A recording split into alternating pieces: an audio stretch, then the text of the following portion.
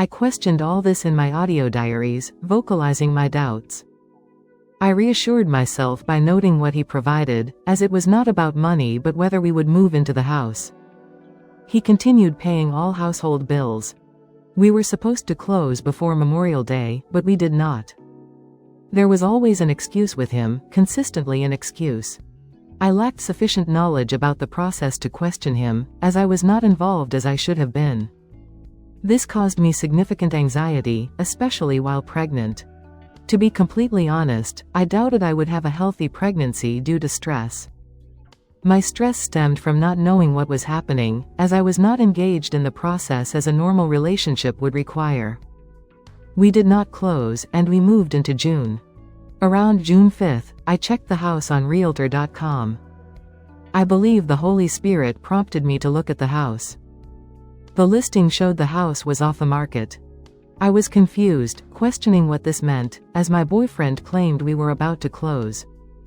He insisted it was our house, with furniture and appliances secured. He claimed he was in contact with his realtor friend, updating him on next steps.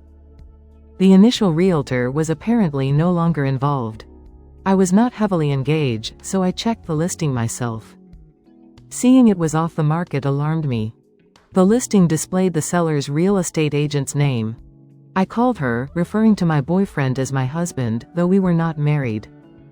I stated we were interested in touring the house at 123 Main Street but noticed it was off the market. I asked if it was still available. She informed me the home closed on June 4th. I expressed surprise, noting we loved the pictures and were preparing to start a family. I asked a question about the buyers, anticipating an excuse from my boyfriend.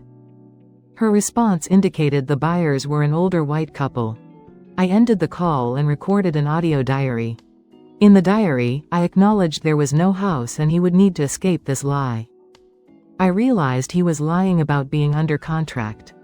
In the 2024 audio diary, I noted how he would extricate himself from this lie. I predicted he would claim it was a bad deal and want to pull out. I was pregnant and faced an ugly decision.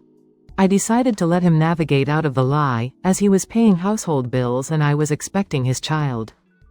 I knew he would provide an excuse, unaware that I knew the house was sold. This honesty may reflect poorly on me, as most women would have ended the relationship. I chose to stay. The next day, I asked about the house. He stated his realtor friend mentioned an issue with the interest rate. I felt relief, prepared for his excuse. I suggested that if the interest rate was unfavorable, we should let the house go. I proposed canceling the furniture and appliance orders and looking for another house. I expressed a desire to move before the end of the year. I stated I did not want to be 9 months pregnant while moving into a house. I spoke calmly, and he agreed. He said he would call his realtor friend to back out of the house and attempt to recover his earnest money. I stood in the kitchen, tilted my head, and agreed, urging him to retrieve his earnest money and find another house. This is how the first house deal fell through. The next week, in mid-June, I was at work and began cramping and bleeding. I had an ultrasound earlier that day, which was fine, so I went to work.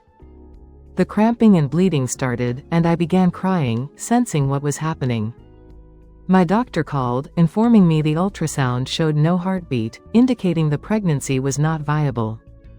I was hysterical and crying. This is the 6th installment of Who the Did I Marry? My doctor confirmed there was no heartbeat, and the pregnancy was not viable. I was cramping and spotting at work. I went into my best friend's office and immediately started crying. I explained what the doctor said, and she grabbed her keys and purse, insisting on taking me home. On my way home, I called my boyfriend and informed him of the doctor's news. He said he would meet me at home, coming from Duluth.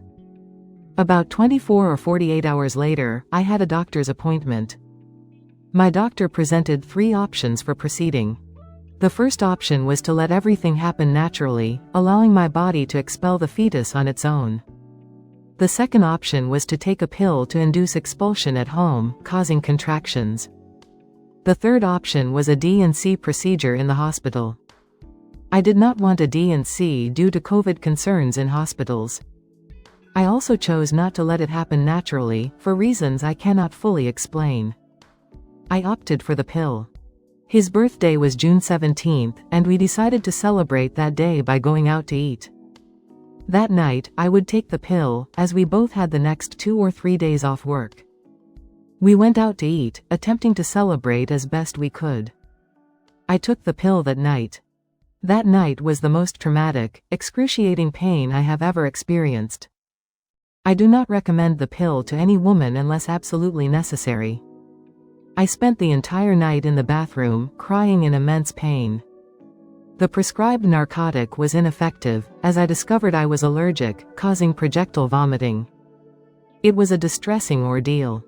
He was present, concerned, and considered taking me to the ER. By morning, the pain subsided slightly. About 72 hours later, I had another doctor's appointment for an ultrasound to confirm everything had passed. The ultrasound revealed not everything had passed. My doctor determined a D&C was necessary. The D&C was scheduled for the first week of July, and my boyfriend was to take me. 2 days before the procedure, he came home with news. He announced he was up for a promotion to vice president. The company president was visiting for a significant business meeting. The meeting was scheduled on the day of my surgery. I was furious, insisting he could not attend the meeting, as I needed him to take me to the hospital. He offered to have his sister, who lived in Douglasville, take me. I refused, as I had never met her and did not want a stranger involved in such a private matter. My aunt and my friend, who drove me home from work, offered to take me. We argued, as he claimed his sister was family and should step in. I firmly declined, as I did not know her. My friend agreed to take me to the hospital, as I was distressed by his commitment to the meeting. I was on I-75 on the connector, crying on the phone with her, embarrassed that he would not be there. I felt humiliated relying on someone else for such a personal procedure. She reassured me, stating this was why I had a supportive network, and everything would be okay. He did not take me to the hospital for my D&C, my friend did. Due to COVID protocols, she could not stay with me. After being wheeled into pre-op, I texted him to update him, stating I was in pre-op and about to be prepared for surgery. The response came from his new executive assistant, David. He had mentioned that the promotion included an executive assistant named David. He instructed David to pull him from the meeting if I texted, as his fiancée was undergoing a procedure, and he needed to pick me up. David responded, stating my boyfriend informed him I was having a procedure and offered to get him if needed. I replied not to bother him, only providing an update that I was about to go back. David expressed sympathy and offered assistance if needed. I underwent the procedure and woke up in recovery. Recovery was expected to last 45 minutes to an hour and a half. Upon waking, I immediately asked where my boyfriend was.